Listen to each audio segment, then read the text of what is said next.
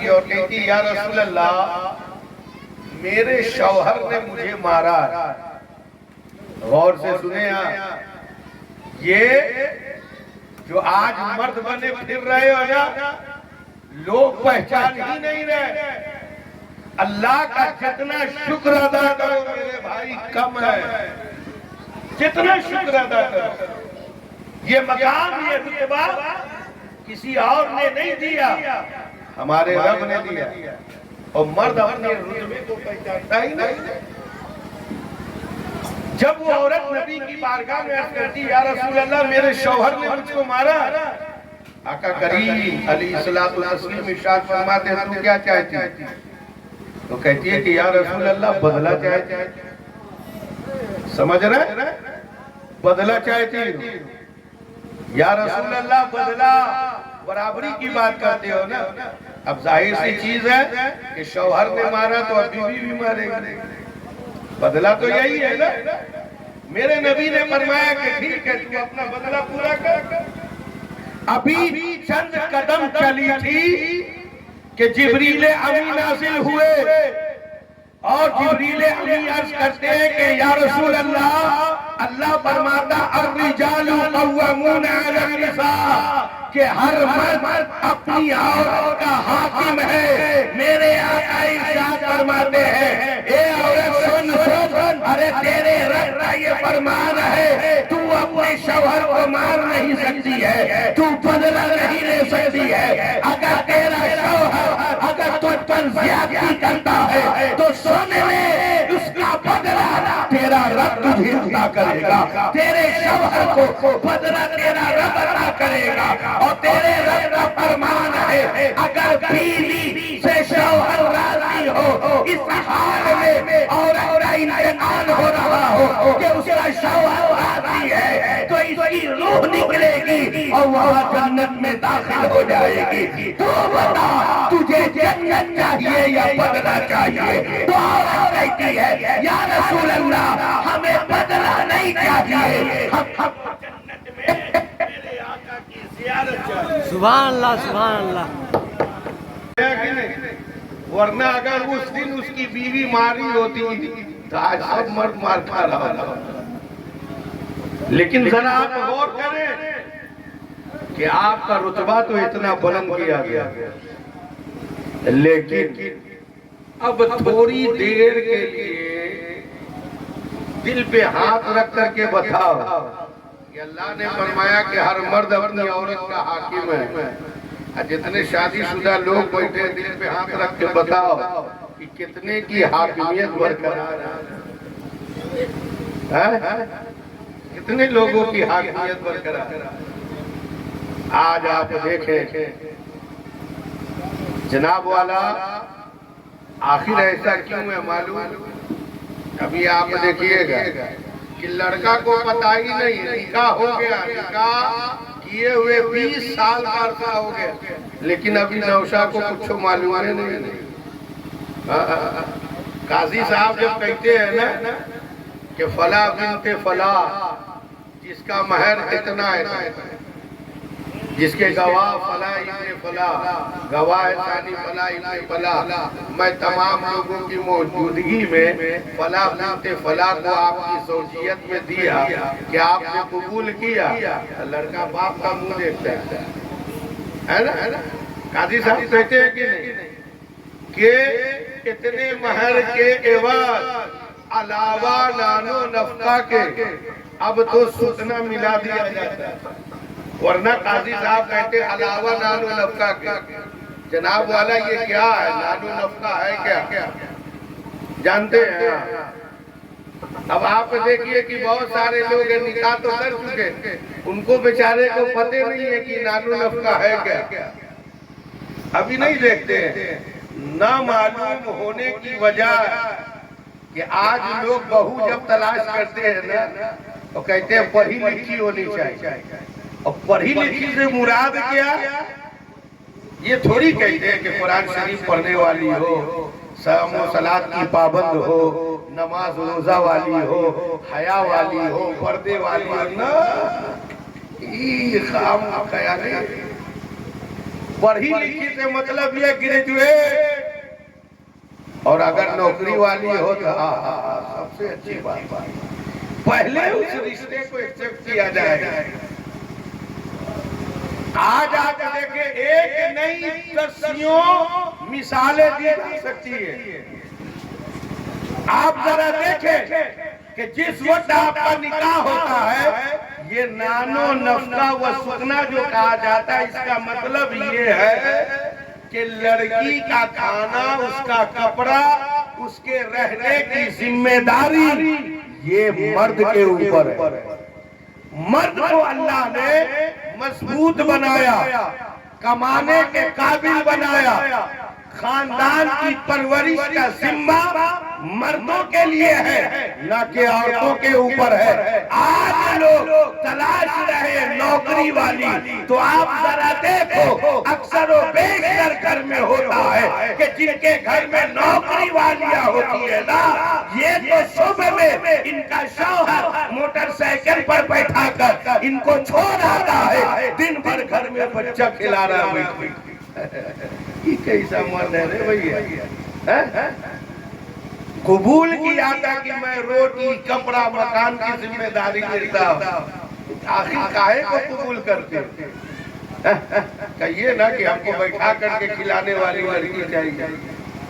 ये याद रखे, जनाब वाला बादशाह कभी भी ये गवारा नहीं करता कि मेरी रियाया मुझे खिलाए। बादशाह तो वो होता है ना जो दूसरों के दामन को भरता, ना कि बादशाह भिखमंगा होगा। अगर भिखमंगा होगा तो बादशाह नहीं, और बादशाह होगा तो भिखमंगा। समझ रहे?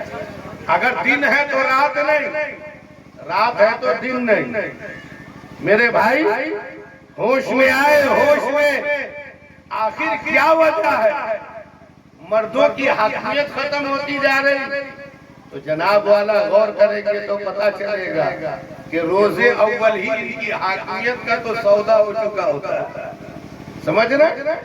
बेटा अगरचे लंगूर हो, लेकिन बहू हूर चाहिए, उससे कम पर राजी नहीं होंगे ना, उससे कम पे राजी नहीं। उसके बाद मामला दौलत का। आप जरा देखें कि ये जो डिमांड किया जा रहा है, क्या इस्लाम में इसका तस्वुर है? क्या हमारे नबी सल्लल्लाहु अलैहि वसल्लम ने ये बताया? मेरे भाई, हमारे आका ने तो फरमाया कि निकाह को आसान से आसान तर करो। क्यों? उसकी हिकमत क्या थी? मेरे आका ने जो फरमाया कि निकाह को आसान से आसान तर करो, उसकी वजह ये थी कि अगर निकाह आसान होगा तो ज़िना मुश्किल हो जाएगा, जिसके बारे में अल्लाह रब्बुल इज्जत इरशाद फरमाता है, वला तक़रबुज़ ज़िना इन्नहु काना फ़ाहिशा, कि अल्लाह फरमाता है, ए लोगों, ज़िना के करीब भी न जाना, ये बहुत बुरा रास्ता है। मेरे भाई जरा देखें तो सही, अल्लाह के रसूल फरमाते हैं कि ज़ानी को 15 किस्म का अज़ाब होगा। ज़ानी को 15 किस्म का अज़ाब होगा, जो 5 अज़ाब दुनिया में, 5 अज़ाब कब्र में, और 5 तरह के अज़ाब हिसाबो किताब के बाद उसके ऊपर नाज़िल किया जाएगा। तो आप देख लें, पहली चीज तो ये है, जो ज़ानी होगा ना, उसके रिस्क से बरकत उठा ली जाएगी। समझ रहे? ज़ानी के रिस्क से बरकत उठा ली जाती। दूसरी चीज, चेहरे का नूर खत्म कर दिया जाता है। चौथी चीज, उसके अंदर नकाहत, कमजोरी आ जाया करती है। चौथी चीज, उसकी इज्जत महफूज नहीं रहा करती। और 5वीं चीज ये है कि जब ज़िना करता है तो उसका ईमान उठा लिया जाता है। ईमान की हालत में कोई ज़िना कर ही नहीं। समझ रहे? नौजवानों गौर से सुनो, ज़िना ईमान की हालत में कोई कर ही नहीं सकता। समझ रहे? ईमान उठा लिया जाता है। मेरे भाई, इसलिए अल्लाह ने फरमाया कि ज़िना के करीब न जाना। یہ بہت برا راستہ ہے. میرا رب تنبیہ فرما رہا ہے اور اللہ کے رسول فرما رہے ہیں کہ نکاح کو آسان سے آسان کرو. تو آپ ذرا دیکھو کہ جب آدمی زنا میں مبتلا ہوتا تو ایمان اٹھا لیا جاتا ہے. اللہ نہ کرے، اللہ نہ کرے، اللہ نہ کرے کسی مسلمان کے ساتھ ایسا حادثہ ہو. آپ سوچیں اگر اسی وقت اس کی موت واقع ہو گئی تو اس کا حشر کیا ہوگا؟ سوچا. اسی کے وجہ سے میرے آقا نے فرمایا نکاح کو آسان سے آسان تر کرو تاکہ زنا مشکل ہو جائے. آج ہم نے نکاح کو مشکل سے مشکل تر کر دیا، جس کی وجہ ہے آپ نگاہیں اٹھا کے دیکھ لو، آج زنا بالکل عام ہو چکا ہے اور ایسے لگتا ہے کہ یہ کوئی جرم ہی نہیں. بے حیائی انتہا پر پہنچ چکی. میرے بھائی آج ہم اپنے بیٹا کے لیے جب تک ڈیمانڈ نہ کر لے تو ہمارا اتنا سیدھا ہوئے نہیں کرتا. 2 لاکھ 4 لاکھ 5 لاکھ تک جو ہم ڈیمانڈ کرتے ہیں، آپ ڈیمانڈ کر کے شادیاں کر رہے ہیں. ذرا آپ دیکھو یہ کتنے دن تک پیسے تم کھاؤ گے، کتنا دن. لیکن آپ دیکھیں کہ جہاں ڈیمانڈ کا معاملہ ہوتا ہے نا، پیسہ بچتا بھی نہیں ہے.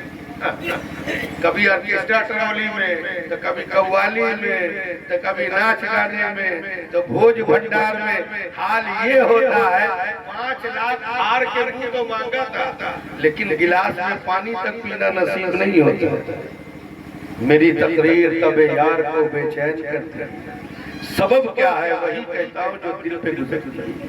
حضرات آپ دیکھیں نا کہ آج نکاح ہوتا ہے، کل سے گھر میں اختلاف شروع ہو جاتا. کیوں؟ اس کی بنیاد یہی پہ ہے، اس کی جڑ یہی پہ ہے. آپ لاکھ دعا تعویذ کراتے رہو، مولانا صاحب کے پاس پہنچتے رہو، مولانا صاحب میرا بیٹا بے وفا ہو گیا، کہنا نہیں مانتا ہے. یاد رکھے میرے بھائی، جس بیٹی کے باپ سے آپ نے مطالبہ کیا ہے، آپ نہیں دیکھتے ہو. شوہر اگر بیوی سے کہتا ہے کہ مجھے پانی پلا دو تو جواب دیتی ہے خود سے کیوں نہیں پی لیتے. اگر شوہر کہہ دے کہ میں تیرا شوہر تو کہتی ہے کہ تو میرا شوہر تھوڑی ہے، تو میرا نوکر ہے. نوکر تجھ کو تو میرے باپ نے 5 لاکھ میں خریدا ہے. میرے بھائی ذرا دیکھ لو کہ تم نے اپنے بیٹے کو ہمیشہ کے لیے ذلیل کر دیا ہے. یہ 5 لاکھ روپے تمہارے کام کو نہ آئے لیکن تمہارا بیٹا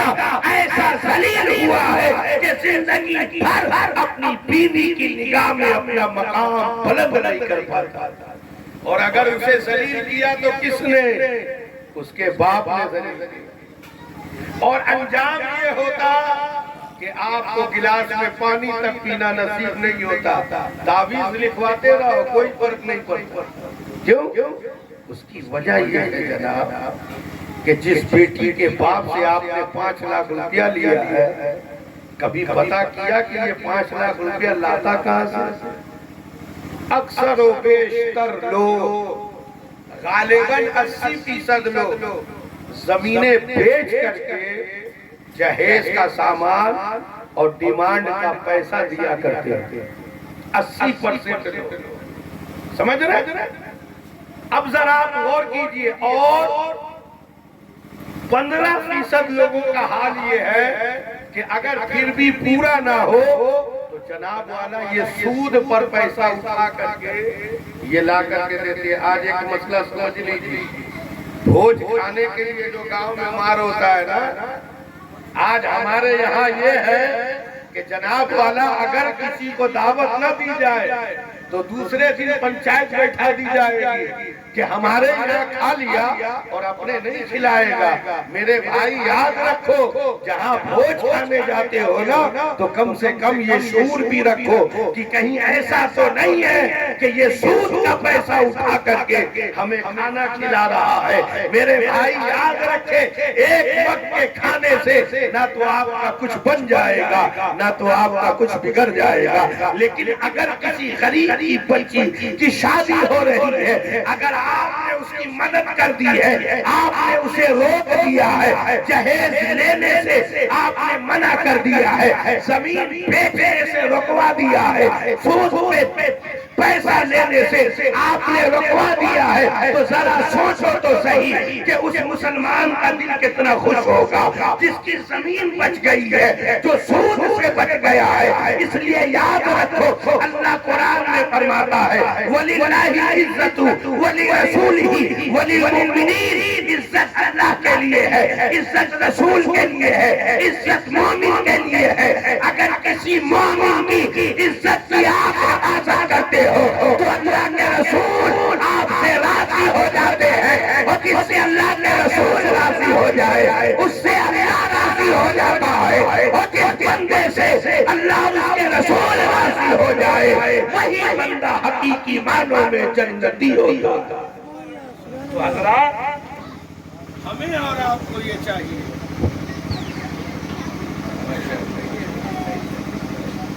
دیکھیے ماشاءاللہ ہمارے روشن بھائی بھی تشریف لے آئے، اور حضرت کی زبان سے آپ نعت رسول صلی اللہ علیہ وسلم آپ سنیں گے۔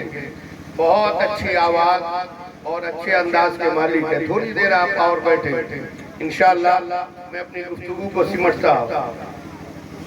ایک چیز جو میں بیان کر رہا ہوں جناب والا، آپ دیکھیں کہ جو باپ قرض لے کر زمین بیچ کر سود پہ پیسہ اٹھا کر کے مطالبہ کو پورا کرتا ہے نا، جب وہ رات میں سستیاں لیتا ہے تو اس کی بیٹی دیکھ رہی ہو، باپ کو پریشان ہونا دیکھ رہی ہو، لیکن بیٹی کچھ کہہ نہیں سکتی، خاموش رہتی ہے۔ میرے بھائی، وہ خاموش رہتی ہے، اس کے دل میں یہ بات جم جاتی، باپ کو روتا ہوا دیکھتی، بلکتا ہوا دیکھتی ہے، سسکتا ہوا دیکھتی ہے، تڑپتا ہوا دیکھتی ہے، بیٹی وہیں پہ دل پہ یہ بات بٹھا لیتی ہے کہ تو نے میرے باپ کو رلایا ہے، میں تیرے پورے خاندان کو رلاؤں گی۔ اور آپ سب میں کر کے دیکھ لو تو پتہ چلے گا کہ شادی آج ہوتی ہے، کل سے گھر میں اختلاف شروع ہو جاتا ہے۔ کیوں ہوتا ہے؟ اس کی جڑ یہاں پہ ہے۔ تم مطالعہ جہیز بند کر دو، تو ڈیمانڈ کرنا بند کر دو، دیکھو اللہ تمہارے گھر میں کیسے رحمتوں کا نزول فرماتا ہے۔ سبحان اللہ، سبحان اللہ۔ حضرات، تو اس لیے ہمیں اور آپ کو اس بات کی فکر کرنی چاہیے، اور آپ ذرا دیکھیں کہ اس دور میں جو ہو رہا ہے یہ کسی کی نگاہ سے پوشیدہ نہیں ہے۔ کون مسلمان نہیں جانتا؟ اب تو باقاعدہ اعلان کیا جاتا ہے کہ مسلمانوں کی بچیوں کو لاؤ، ہم تمہاری زندگی کی ضمانت لیتے ہیں، اور انعام کے طور پر 2 لاکھ سے لے کر 5 لاکھ تک ان کو انعام دیا جاتا ہے۔ آپ ذرا سوچ کے دیکھیں نا کہ ہم ڈیمانڈ کر رہے ہیں، اب وہ ہماری بہنوں کی عزت کی قیمت لگا رہا ہے۔ آپ سوچ رہے ہو جناب والا کہ ہماری بیٹی تھوڑی ہے، ہماری بہن تھوڑی ہے۔ میں آپ سے کہنا چاہتا ہوں کہ سنیں، خون کا رشتہ پھیکا پڑ جاتا لیکن ایمانی رشتہ بھاری پڑتا ہے۔ یہ تاریخ ہے ہماری۔ قرآن تو مسلمان پڑھتا نہیں تو کیا جائے؟ قرآن میں اللہ فرما رہا انما المؤمنون اخوہ، کہ تمام مسلمان آپس میں بھائی ہیں۔ تو یہ یاد رکھے میرے بھائی، کہیں بھی کسی بھی علاقے، کسی بھی خطے کہ مسلمان کی بیٹی اگر گھر چھوڑ کر کے جا رہی، کسی غیر کہ یہاں پناہ لے رہی ہے، تو یہ یاد رکھنا، یہ نہ سوچنا کہ آپ بچ جاؤ، آپ سوچ بھی پرشش ہو۔ آپ سے پوچھا جائے گا عزت کی پگڑی پہن کر چلنے والوں، اونچی ناک کر کے عوام میں دکھانے والوں، چھاتی پھلا کر کے چلنے والوں، یاد رکھے بروزے محشر تمہیں جواب دینا پڑے گا۔ میرا رب آپ سے پوچھے گا کہ جب بچیاں بے روی کی شکار ہو رہی تھی، جب بچیاں مرتدہ ہو رہی تھی، تو یہ بتا تو نے ان بچیوں کی حفاظت کے لیے کون سا راستہ اختیار کیا تھا؟ تم اپنے رب کو کون سا جواب دو گے؟ اپنے رب کو جواب دینے کے لیے تیار ہو، ورنہ ان چیزوں سے توبہ کرو، اور ہو سکے تو آپ اپنے علاقے میں کمیٹی بناؤ۔ یہ جو شادیوں میں فضول خرچیاں کرتے ہو، ویڈیو گرافی، اس کی کوئی ضرورت نہیں ہے جناب۔ ویڈیو گرافی کے بغیر بھی شادی ہو سکتی ہے۔ آپ جو لائٹیں زیادہ لگواتے ہو اس کو کم کر دیجئے۔ آپ جو 10 گاؤں کو بلاتے ہو کم کرو، سادگی اختیار کرو۔ انہی شادیوں میں سے آپ بچے اور بچیوں کی شادی میں سے 10,000 5,000 روپے بچایا کرو۔ اس اطراف میں جتنے گاؤں ہیں مسلمانوں کے، اگر ہر شادی سے 10-10 ہزار روپے ہی بچا لیے جائے نا، آپ 1 سال تک بچا لو تو یقین کامل ہے آپ اپنے بچوں کی شادی سے 10-10 5-5 ہزار روپے بچا لو گے تو یقین کامل ہے کہ کم سے کم 50 بچیوں کا آپ نکاح کروا سکتے ہو۔ سبحان اللہ سبحان اللہ۔ سمجھ رہے ہیں؟ کم سے کم 50 بچیوں کا آپ نکاح کروا سکتے ہو۔ کچھ تو کرو اللہ اور اس کے رسول کی رضا کے لیے۔ کل جب اللہ پوچھے گا کہ میرے بندے تیرے میرے لیے کیا کیا، تو آپ عرض کر دو گے بارے الہ، یہ جو بچیاں یہ غریب کی بچیاں تھی جو مرتدہ ہو رہی تھی، غیروں کے یہاں پناہ لے رہی تھی، مولا ہم نے تیری رضا کے خاطر مولا ان کے نکاح کا انتظام کیا۔ سمجھ رہے میرے بھائی، یہ آپ کے لیے تو شے آخرت ہو۔ اب ذرا آپ دیکھو کہ ایمانی رشتہ کیا ہے، کسے کہتے ہیں، شاید آپ کو معلوم نہ ہو۔ اسی ہندوستان کی سرزمین پر ایک راجہ گزرا۔ پہلے لوگ بحری بیڑا سے سواری کر کے جو ہے دوسری جگہ جاتے، سمجھ رہے پانی کا جہاز۔ ابھی جو ہوائی جہاز ہے وہ نہیں، بحری بیڑا اسی کو کہتے ہیں۔ سری لنکا کے راستے سے عرب کی سرزمین پر جو قافلہ جا رہا تھا، راجہ ظاہر کا معاملہ یہ تھا کہ وہ قافلے کو لوٹتا، جتنے بوڑھے ہوتے اسے قتل کر کے سمندر میں پھینک دیتا، جوان کو اپنا غلام بنا لیتا، اور جو لڑکیاں ہوتی اس کے ساتھ وہ کمزر وہ بدسلوکی کیا کرتا تھا، اس کی عزت کو تار تار کیا کرتا۔ میرے بھائی، اس قافلے میں ایک لڑکی تھی، وہ خط لکھتی ہے، وہ خط کسی طرح سے عرب کی سرزمین پر حجاز مقدس جسے کہا جاتا، آج دنیا اسے بغداد معلیٰ کے نام سے جانتی ہے۔ آپ کو معلوم ہے وہاں کا جو حاکم تھا اپنے وقت کا ظالم ترین انسان میں اس کا شمار ہوتا۔ آپ کو نہیں معلوم ہوگا، ان علماء سے پوچھو یہ بتائیں گے، اس کا نام حجاز بن یوسف ہے۔ ظالم ترین انسانوں میں اس کا شمار ہوتا، جس نے صحابی رسول کو خانہ کعبہ میں پھانسی دے دی۔ آپ سوچیں کتنا بڑا ظالم ہوگا۔ لیکن بغداد کا وہ گورنر تھا، خط جیسے ہی اس کے ہاتھ میں پہنچا، خط کا مضمون پڑھتا ہے، مورخین لکھتے ہیں حجاز بن یوسف کا جسم لرزنے لگا، کانپنے لگا، آنکھوں سے شرارے پھوٹنے لگے. اور اس خط کا مضمون کیا تھا؟ خط میں لکھا کیا تھا جناب؟ خط میں یہی لکھا تھا، اے مسلمانوں کیا تیری غیرت مر چکی ہے؟ مسلمان کیا تیرے رگوں میں خون منجمد ہو چکا ہے؟ تیرے ایمانی حرارت باقی نہ رہی؟ ارے سن، ارے ہند سے تیری بہن تجھے آواز دیتی ہے. اپنے بہن کے آبرو بچانے کے لیے اپنے بہن کی عزت کی حفاظت کے لیے ہند سے تیری بہن تجھے آواز دیتی ہے. اگر تیری غیرت مری نہیں ہے تو اپنے بہن کے آبرو بچانے کے لیے آ جا. میرے محترم حجاز بن یوسف جب یہ خط پڑھتا ہے، اعلان کرتا ہے، اس وقت جو مسلمان کے سپاہی تھے، جو لشکر ہے، وہ سارے کے سارے وہ افریقہ کے صحرا میں اسلام کا پرچم بلند کرنے کے لیے گئے ہوئے تھے. کوئی باقاعدہ کوہنا مشق سپاہی موجود نہ تھا، لیکن حجاز بن یوسف نے اعلان کیا، اے لوگوں ہند سے تیری بہن آواز دیتی ہے. میرے بھائی ذرا بتاؤ تو صحیح، آخر کون سا رشتہ تھا؟ حجاز بن یوسف کی بہن لگتی تھی، بیٹی لگتی تھی، بھتیجی لگتی تھی، آخر کون سا رشتہ تھا؟ کوئی خونی رشتہ نہیں تھا. یہ تو ایمان کا رشتہ تھا، یہ تو ایمان کا رشتہ تھا. یہ تو نبی صلی اللہ علیہ وسلم کے کلمے کی بنیاد پر حجاز بن یوسف اعلان کرتا ہے کوئی ایسا شخص جو اپنے بہن کی عزت کی حفاظت کے لیے ہندوستان جانے کو تیار ہو. میرے بھائی یہ سننے کے بعد بغداد میں سارے لوگ جمع ہونے لگے.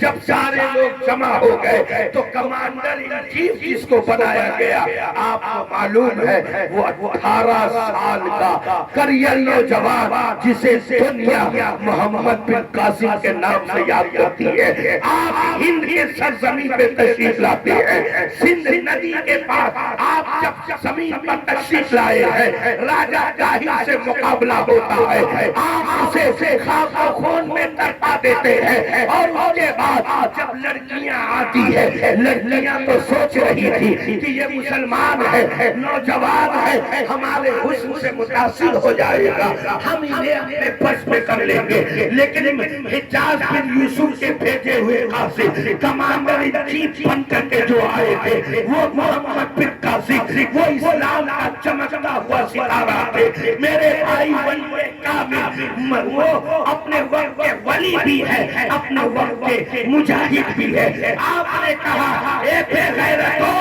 تمہیں کیا لگتا ہے کہ مسلمان کی غیرت مر چکی ہے، مسلمان کا خون جمید ہو چکا ہے؟ اور اے شہزادیوں سن لو، ارے تیرا حسن مجھے متاثر نہیں کر سکتا ہے، اس لیے کہ جس کے دل میں جلال خدا ہو، نگاہوں میں جمال مصطفیٰ ہو، وہ دنیا کے حسن پر فدا نہیں ہوا کرتا ہے. اور اے کافروں، تم نے یہ سوچ لیا ہے کہ تم میری بہنوں کی عصمت دار کرو گے، ہم خاموش رہیں گے. سن لو، جو جان مانگو تو جان دیں گے، جو مال مانگو تو مال دیں گے، مگر یہ ہم سے نہ ہو سکے گا کہ نبی کا جاہو جلال. سبحان اللہ، سبحان اللہ، اللہ اکبر.